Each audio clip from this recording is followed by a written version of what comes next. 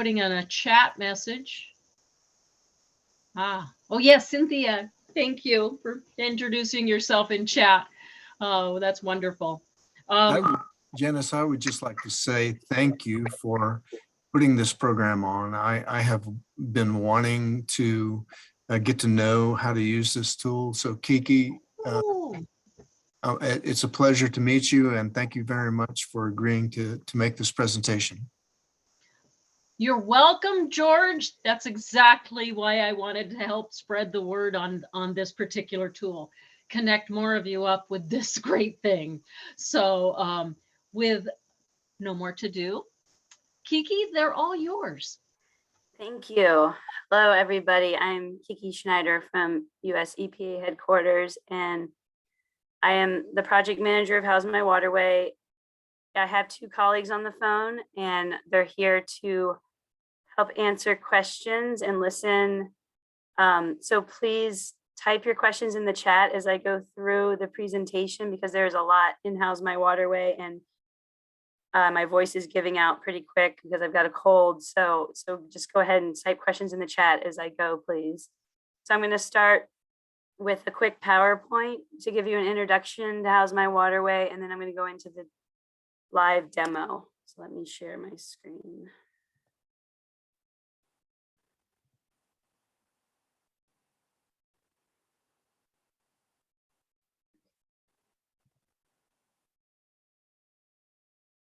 Oh, I have to press the share button. Okay. So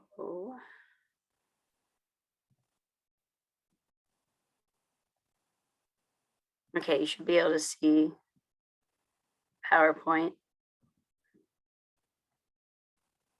Okay, so How's My Waterway?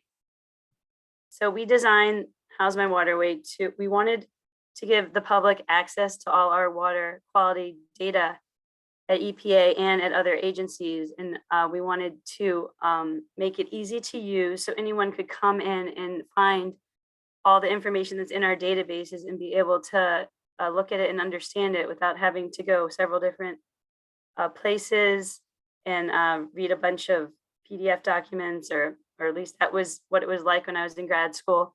But so the goal was to provide the public with usable, meaningful information that's user-friendly and easy to understand.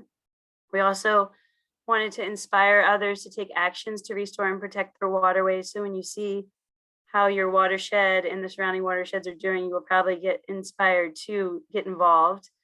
And then we also of course, want to communicate the progress states, tribes, and EPA are making towards restoring water quality. So How's My Waterway pulls a lot of data from a lot of different sources. My slide's forwarding without me. So this is just a snapshot of a few of the databases we pull from. I think there's about 10 now, so we have tons of data in here. This is a map-centric web application. You can also use it on your mobile phone. It's designed to work on any screen size. It's completely web service based, which means we pull in data from other databases through APIs, and we don't actually store any data in How's My Waterway.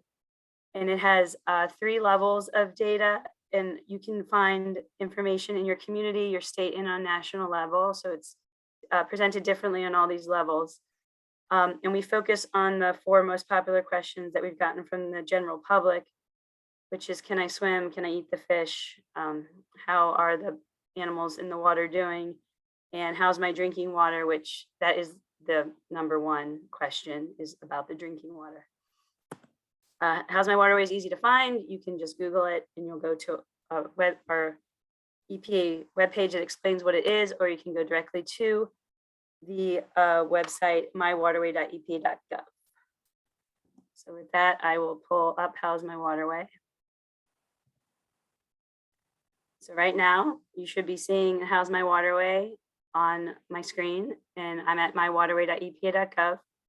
And how to get started in How's My Waterway is you enter an address, a code, or place into the search box, and you press go. And this is going to land you on your community watershed, which we've cut up our data by these small local watersheds. They're called HUC 12s. And so we display the information for one of these small watersheds at a time. So you can enter in anything. You can enter in Mount Rushmore, it will go there. You can enter a zip code, or you can just go to your state, find out about how water is doing in your state or nationally. And then we have the 4 main topics at the bottom that you can just jump into as well. So I'm gonna type in Richland, Washington. And we have a smart search that thinks for you in case you spell it wrong. So right now we're pulling all that data from the 10 different databases that I mentioned before. And you come into this overview page, and the outline on the map is the outline of the local watershed there.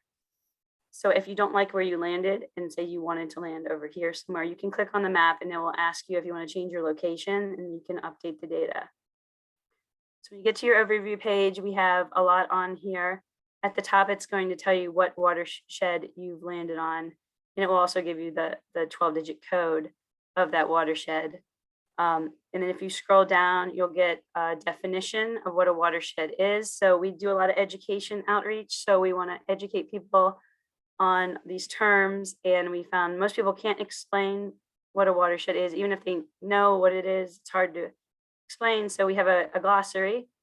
And so we explain what a watershed is in that glossary. We also have about 100 words in here that are used throughout How's My Waterway that you can search for as you navigate through.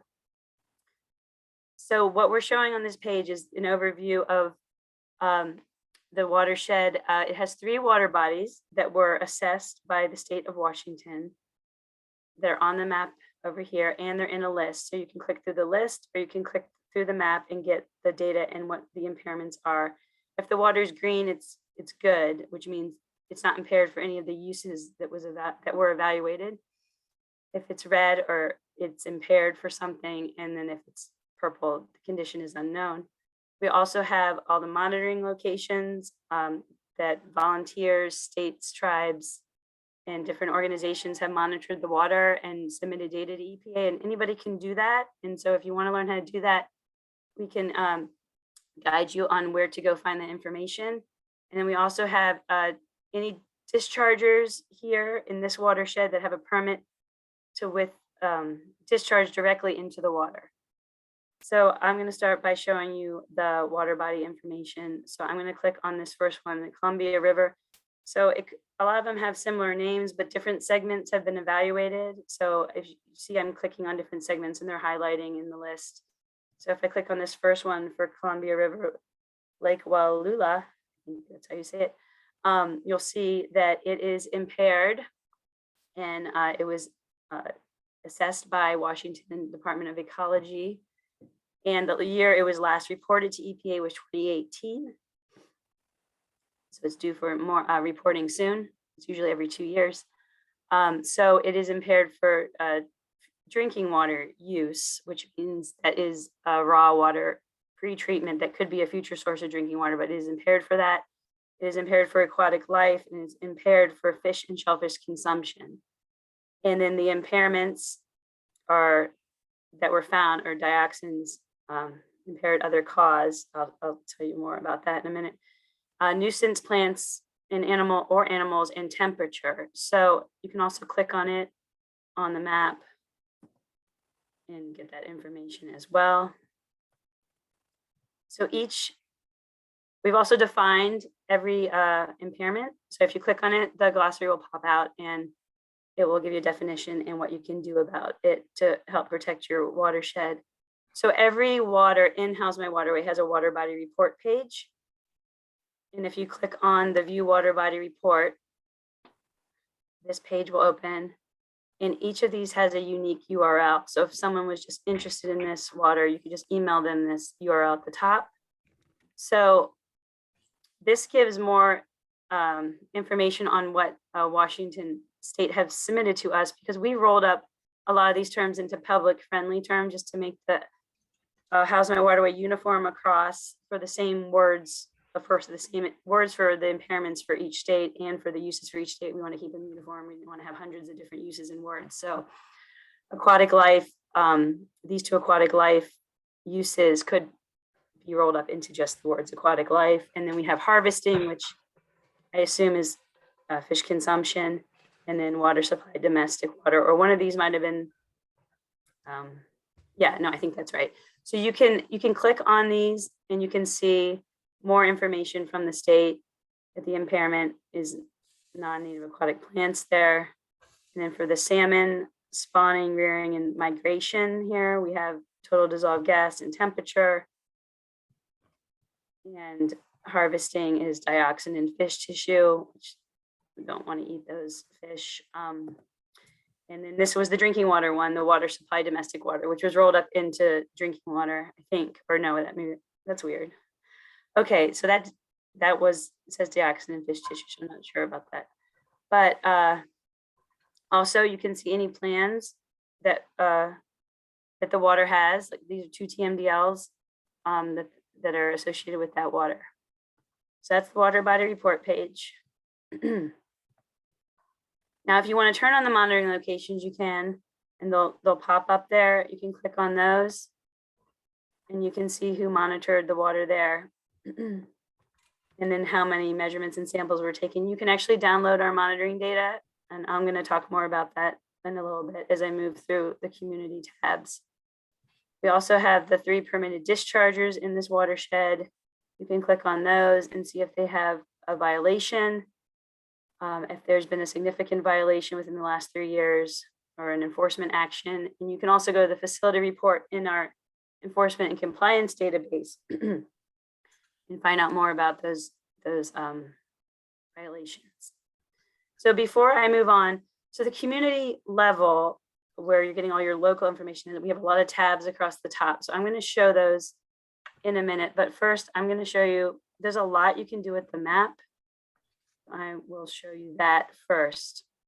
So when we use this as an educational tool in presentations, we try to educate people about upstream watersheds, and whatever happens upstream affects what happens downstream. And we've done a lot of presentations to elementary school and middle school, younger crowds and stuff like that. And it's great to see them understand what we're talking about. So there's a button right here called View Upstream Watershed. If you click on it, it's going to zoom out to the whole drainage area there. So if you want to see what's going on upstream, you can change your location by clicking on the map.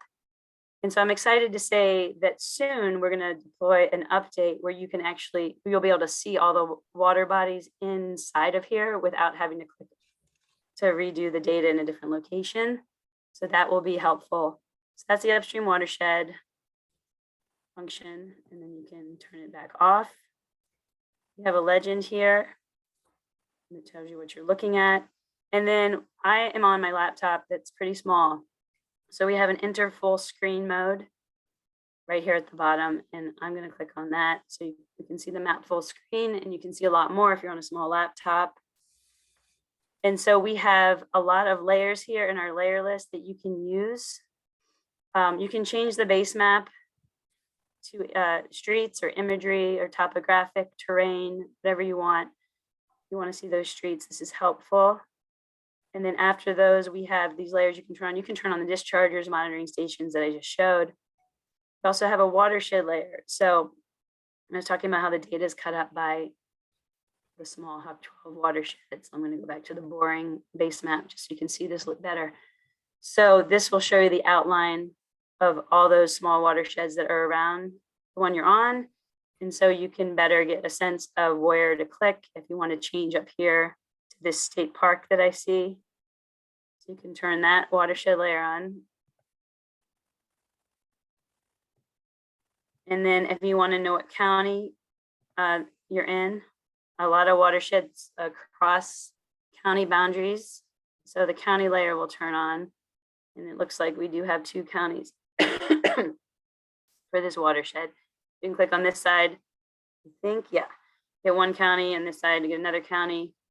And it will tell you what county you're in on this side. That's Benton. And then there's another county over there.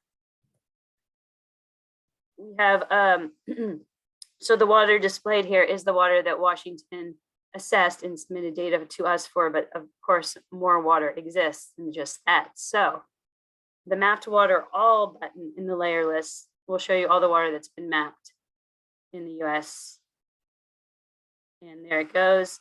So you can see that inside this watershed, there are some water bodies that have not been assessed.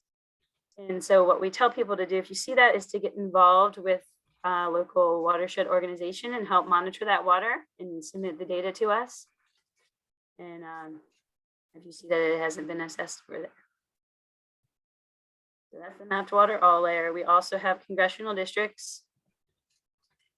I think this is very helpful for students, especially because they can see who the representative is in that watershed. You can go to Dan Newhouse, don't know him, I'm not from Washington State, but you can, go to his website, see if he's involved in improving water and the environment, stuff like that. So the congressional districts layer. We also have a tribal areas layer. So we have tribal lands here. If you turn it on, if there's any tribal lands, they'll show up in gray. And I see one poking out over here on the left.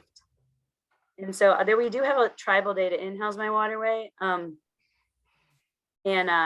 if you click on this, you'll see what tribe it is. Confederated Tribes and Bands of the Yakama Nation. So you could go over there and search to see if they have any data if you wanted to.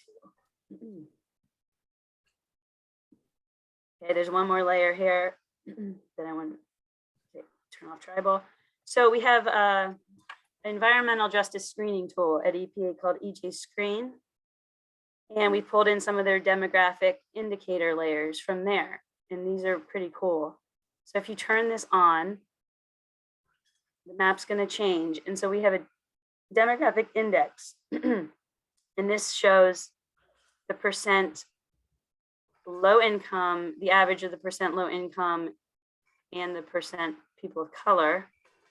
And I think it's still updating because it didn't look like this before. But we also have, you can go through these demographics. You can turn on individuals under age 5. Let's see if that changes. So here we go. Okay, so I have on individuals under age 5. So you can see there's a high percentage of children where it's mostly red. And then you can, in the map, it will tell you the percentiles. And that's a 95 to 100%. Individuals under age 5. And then individuals over age 64, percent low income, linguistic isolation, percent people of color, and less than high school education. So you can turn these on. You can see where these underserved communities or people, historically underserved communities are, and see how the water is doing there and see if you make a connection.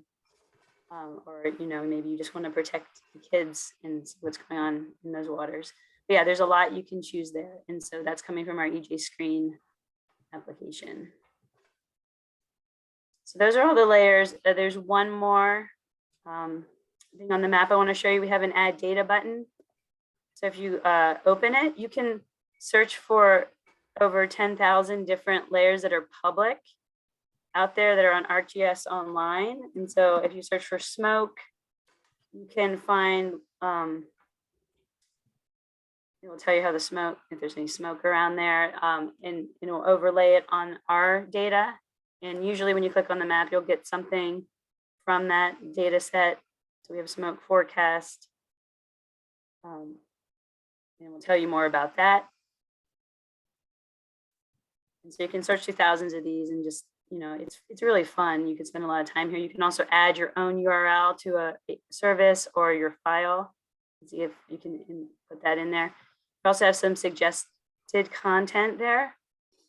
And we have flood areas, urban heat islands. You can turn that on. It's pretty neat. It will show you where the heat islands are. And the redder, the more heat you get in those areas. So that is a fairly new function we have here. So people can explore different data sets that we don't own or maintain, but you can put them on and see what's going on there. So now that you've seen what the map can do, I'm going to move on through these tabs. So the next tab is swimming. And so if you're just interested in swimming, you click on that and you'll see that we don't really have any assessments. We have a condition unknown for swimming there, but nothing else has been assessed for swimming in that watershed. The next one's eating fish. So there's 3 water bodies that are impaired for fish consumption. And if you click on them, you'll see what those impairments are for fish consumption. I showed that one earlier. Also, since we know this data is not the most recent data that Washington has, we have links to each state's fish advisory website. And so you can get the fish consumption advisories right there. This will work for any state. And if the watershed crosses 2 states, we will have 2 links to 2 states to the fish advisories websites. Sometime in the far future, we hope to have maybe those in here, and so you don't have to go to another website. The next tab is aquatic life. So it looks like the same water bodies all have been paired for aquatic life as well. Mercury and the rest of those impairments there. And now the next tab is drinking water. And this is where we get a little bit different. We have a lot of text here to explain what you're looking at, because drinking water is complicated sometimes. So we have a county outline, and this is going to show who provides drinking water in this county. There's also a show text button here on the upper right you can turn off if you just want to get straight to the data. So if you're on the who provides drinking water tab, you'll see that these are all the drinking water systems that provide drinking water in this county. And there's a lot here. I don't even recall going to a place that had this many, so it's kind of exciting. So we have population served 1 at the bottom, and then up at the top is the largest population served, which is 86,115. And if you click on any of these, you'll get the type of water system it is and some more information about it. It's flowing surface water. And then you can go straight to our safe drinking water database. And it does have a health-based violation. That means it could have had a health-based violation at any point in time. So it could have been 30 years ago, but you can go to SIDWIS, or Safe Drinking Water Information System, and you can find the dates and what the violation was for. Next tab is who withdraws water for drinking. So these are going to be entities that withdraw water from this watershed and transport it somewhere. And you can filter here surface water or groundwater. Turn on the filter, and you get the same information for these systems too. This does not have a violation, and then you can go to that database for more details. We try to link off to the databases we're pulling from when we can, because that's how you can do a deeper dive into the information. It might not look the same, but it's you have access to where that data was originated. So the next tab is monitoring, and so these are the monitoring stations you saw before when I showed the overview tab. But here you can filter. And so we have the monitoring stations listed. You can sort by organization ID, monitoring site ID, or the number of measurements. So I'm just going to sort by organization ID. And say I was interested in fish consumption, fish tissue. I could filter these, and I'm interested in pesticides. So these are all the stations that have pesticide data. And I found one from Oregon Department, Oregon DEQ. So if I press this, it will give me that data.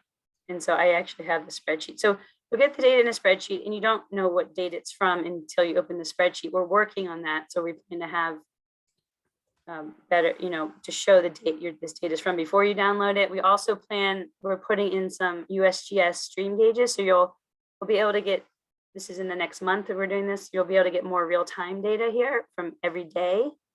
So that's very exciting. But when you download the data, you open the spreadsheet, and you kind of have to know what you're looking at. So this is from our Water Quality Exchange database. And so if someone has submitted this data to us, it's the Oregon Department of Environmental Quality, but it could have been a volunteer, watershed group. You see tissue here. Looks like we have fish tissue data from 2008. And then we have all the pesticide data over here, the characteristic name. And so you can get all that in the spreadsheet. And you can also do this on the water quality portal. If you want to, if you're familiar with that application, that's where we're pulling this in from. And we have a link to the water quality portal as well, but we decided we would put it in here and for the general public to see without having to go to the water quality portal. So as the monitoring page, soon to have the USGS stream gauges we're excited about. The next tab is identified issues. And so this page, this is a good way of seeing all the impairments in your watershed at the same time, instead of having to click through each water body. So you can filter these and just pick one. If you want to know where the mercury is, it's down here. Or you can pick multiple ones and multiple waters will show up. And so it's a good way of filtering the impairments there, and you can see the whole watershed. We also have on the identified issues page, if there's a discharger with a significant effluent violation, it will show up here, but there is none in this area. Oh, come back. Okay, but I have opened a location where I know there is one. So let me go to that. Just back at the top. So now we're in Pennsylvania near Pittsburgh, and we have a discharger. We have a lot of impairments in this water, tons of impairments. And we have a discharger with a significant violation. So this is a good way of doing some of your own investigation if you want to. You can also view the discharger here, and then you can click on the water body next to it and see if it's impaired, what it's impaired for: drinking water, fish consumption. It's impaired for PCVs. And then if you want to know about the violation of the discharger, click on facility report. This will take you to our enforcement database, enforcement compliance history online.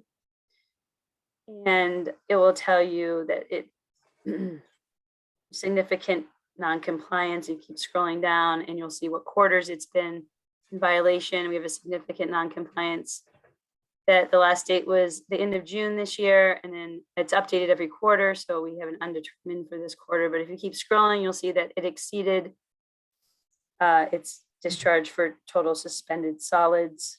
And you'll see the percentage that it exceeded, which right here, it's over 1,000%.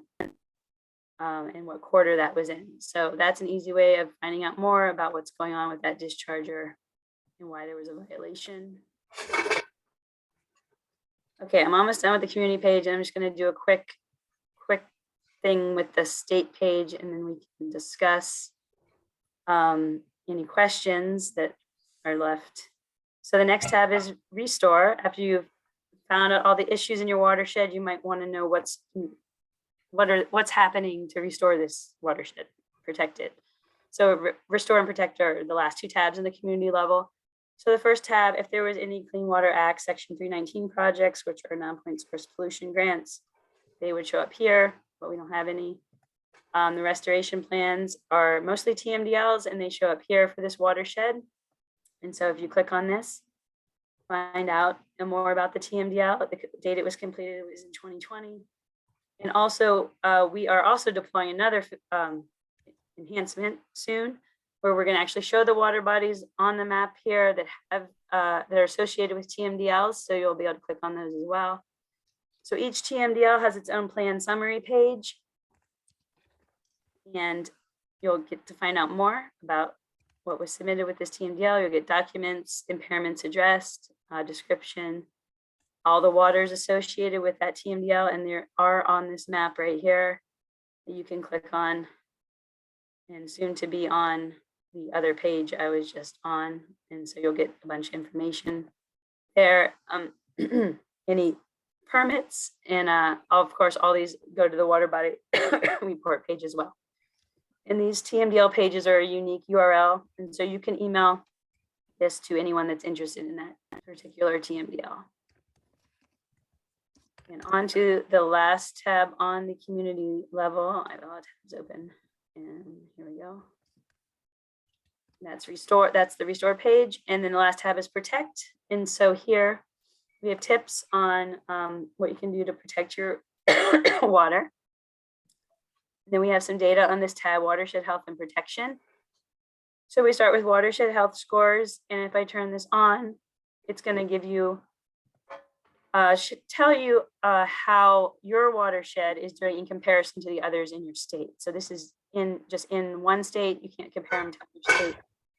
So this watershed we're on has a watershed health score of 0.63, which is a little healthier on average than the other watersheds in the state. The darker they are, the healthier they are. So that is the watershed health score layer. The next one is wild and scenic rivers. And so if there's any wild and scenic rivers here that are protected by the Wild and Scenic Rivers Act, they will show up. Sometimes you have to zoom out to find them. And I know there are some around here, just not in this watershed. So if you click on one of these wild and scenic rivers, you'll usually get a photo of it. Find one with a photo. Okay, so I think it's pretty cool because you click on the wild and scenic rivers, you get a photo of it, what river it is, Grand Ronde in Oregon, and who manages it, and more information about that. Also, if we were in this watershed, if you can also turn on the water bodies, and sometimes you'll get an assessment for that wild and scenic river, and oftentimes that wild and scenic river is impaired. So that is a sign that something needs to be done about that. The next data set is protected areas. So if you turn this on, this will show you all the protected areas in the US or around this watershed. And some of these just don't really have names, but this one has protected area of Lake Wallula. And so that's good. That's a protected area. And then we'll tell you what kind of access it is. And then you can also click on the map. They keep begging me to stop. I got really excited because where I used to live, my parents used to live, the park next to it in Virginia, I found out was a protected area. So that made me happy that they're not going to be developing it.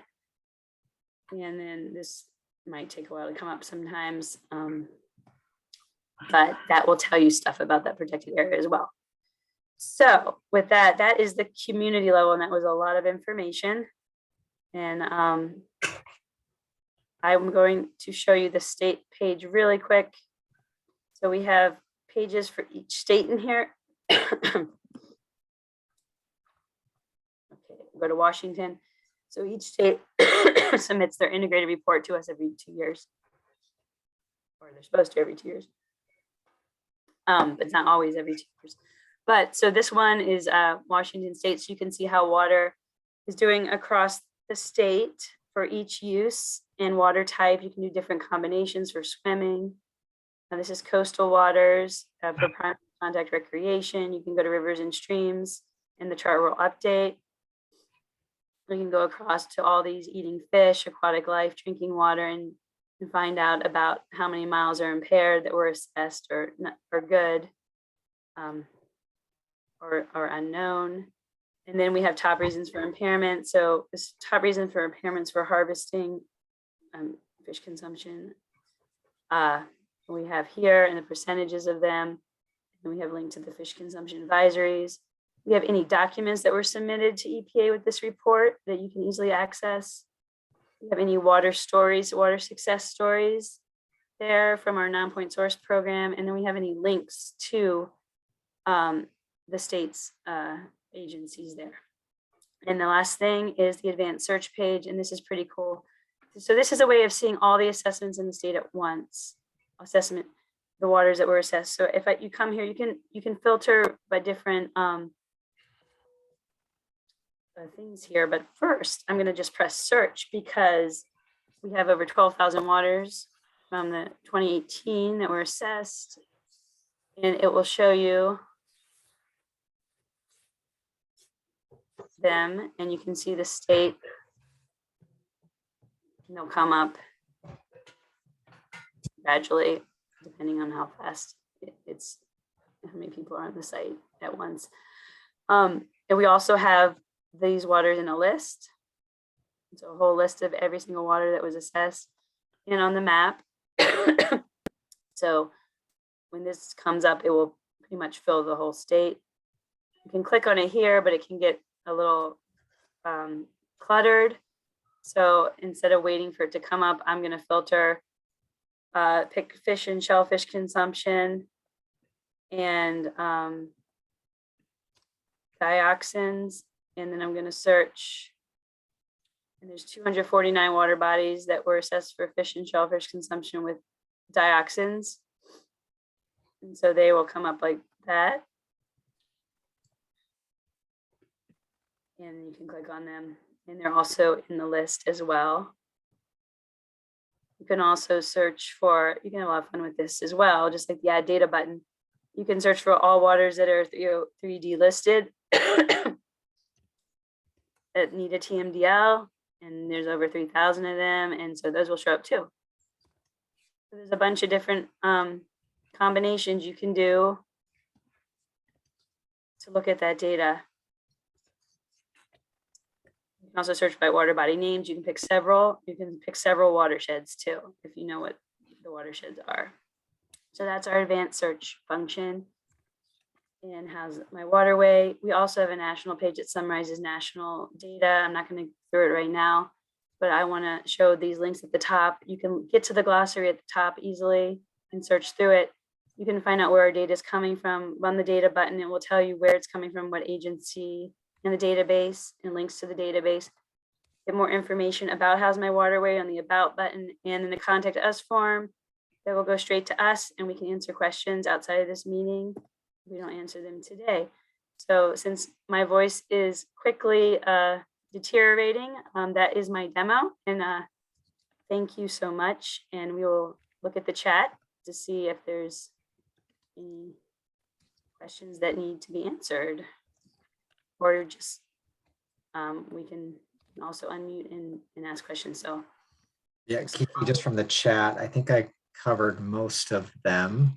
There was one question that I had for you that I couldn't remember. There was a question about being able to save the map, and I know you can't do that now, but I wonder if you could speak to any future development that we're working on in that regard, because it seems like I remember we were doing something yes. about the either savable or insertable into something else. I don't recall. So if you can. So that's on my list. And so after we get past putting in all those new things I was talking about, like the stream gauges and a couple other things I mentioned. So we plan to deploy a exportable map widget in How's My Waterway, where you'll have information on the map and you can export it into your own instance of ArcGIS on your computer and play with the data there and add your data. So that is coming in the future, hopefully the not too far away future. And then the only other question that I didn't answer, George had a question about the watershed boundary data set layers. George, I don't know if you want to ask your question here, if we want to take that offline, but others may have the same question. So there's certainly time if you want to ask it. Yes, generally, my question is, not being a hydrologist and kind of trained with this material, about the relationship between, say, what you're doing and USGS. And it just seems like there's a bunch of resources out there. And it would be really helpful if someone could come up with an annotated list and describe what relationships, if any, there are between these different data sets, but just generally, and getting back to what you just said, you know, on that USGS site, it showed a map of the United States, and then the ability, it showed the different subunits. And I would like to be able to do that, say, for North Idaho. I'd like to be able to just look at region 17, just generally, and then be able to kind of nest, you know, different hooks within that same map.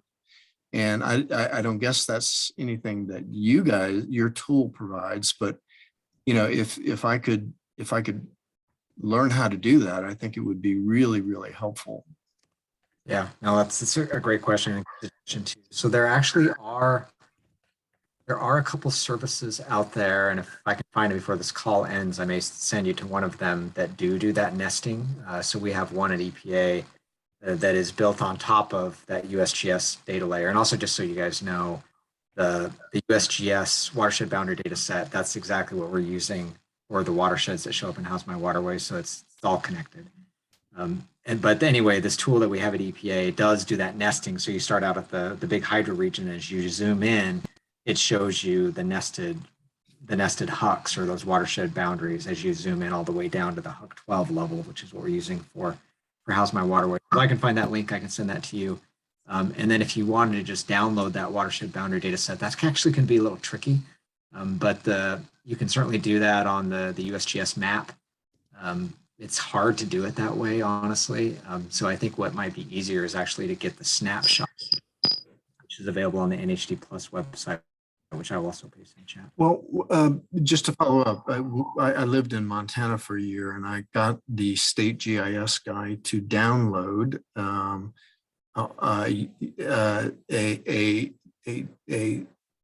Excel, download the Huck information in an Excel spreadsheet, and each tab, had the different levels, but what I found that kind of helpful. But what I wanted to be able to do was to kind of export that and put it into a Word document, and then be able to easily show people, the different hucks. And you're right. I mean, some of the web tools are fantastic, but it's hard to be able to say, for example, and I know that there are 3 regions, I guess, in 17 and 13 subregions, 17 basins, 101 subbasins, 837 watersheds, and 4,256 watersheds. But when I try to find that information in different places, they're different numbers. So I don't know. There's so much great information out there, but it's in different places, and it's hard to manipulate. So I totally hear you. And one of the challenges, and this might even blow your mind even more, they change too. So right. Only at the hydro region level they don't, but when you get down to the 8 digits and lower, they change all the time.